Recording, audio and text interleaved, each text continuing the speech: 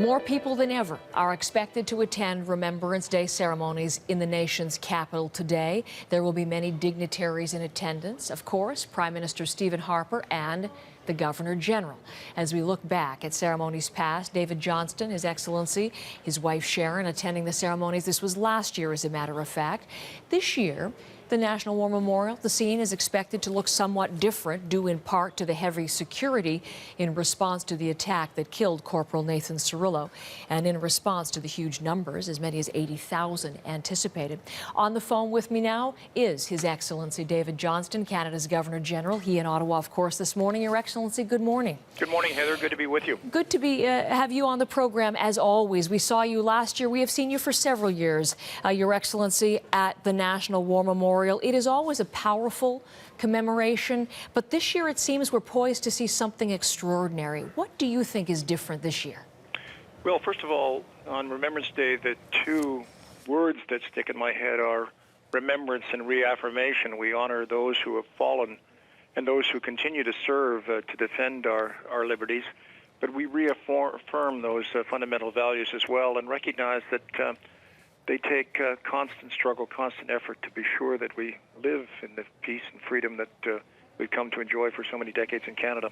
Yeah, it's a wonderful message to Canadians on this day. I wonder, though, if you thought, we see poppy sales are up to record numbers. We see people making pilgrimage to the National War Memorial because of the loss at home of Warrant Officer Patrice Vincent and Corporal Nathan Cirillo. Do you think that's changed how Canadians view service and sacrifice? Well, these were two terrible tragedies, and they're the kinds of things I suppose we don't expect in Canada, but they remind us that those fundamental values are precious, and that evil is afoot from time to time on the land, and it requires us to be vigilant and depend so much on the men and women who wear uniforms to protect us, and we're especially conscious of those two deaths, Corporal Cirillo, who was guarding the tomb of the unknown soldier, and Warrant Officer Vincent, who was simply making his way across a shopping mall parking lot when he was run down by an assassin. Princess Anne is here. As you well know, you have greeted her and spent time with her. She'll be part of the Remembrance Day to rededicate the memorial her grandfather dedicated 75 years ago. I'm wondering, as she has a theme to her trip, Everyday Heroes, has she talked about the two soldiers lost, or has she said anything about being here in Canada at this time?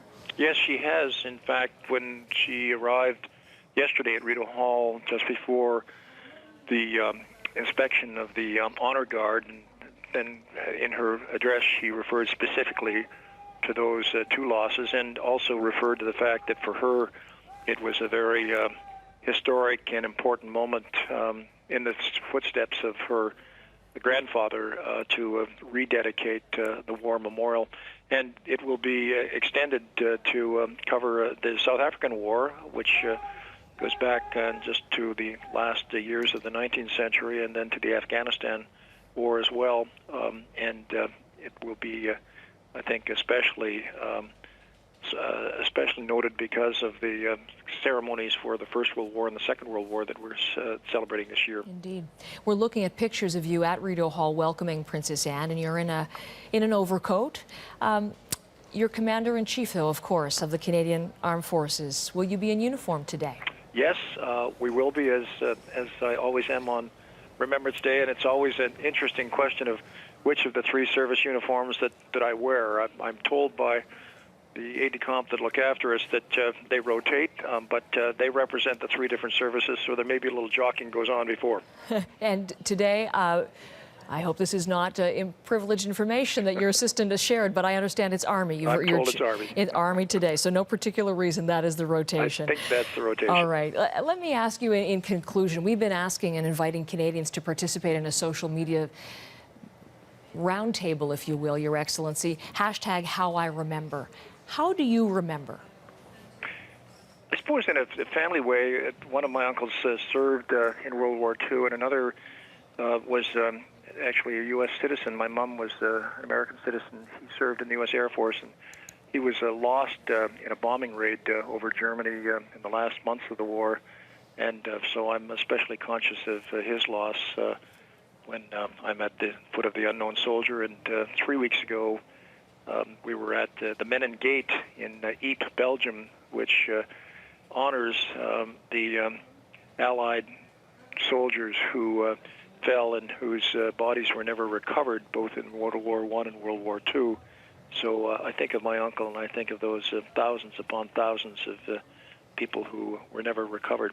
It's actually a very moving ceremony. It's held every night at 8 o'clock in an open gate, covered the roof but open at the sides, at the entrance to the village of Ypres, the town of Ypres, which has known so much carnage in World War I and World War II. And since, I think, 1928, without interruption, save for World War II, the citizens of Ypres have gathered there to perform the last post, a reveille, and a 2-minute silence to remember those who've fallen.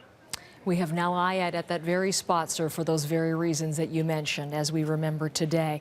I will add your moving story to those which other Canadians have shared with us as we #HowIRemember. Your Excellency, thank you. It's always a privilege to have you on this program. Thank you. Thanks so much, Heather. Good to be with you. I'll speak with you again. Thank you.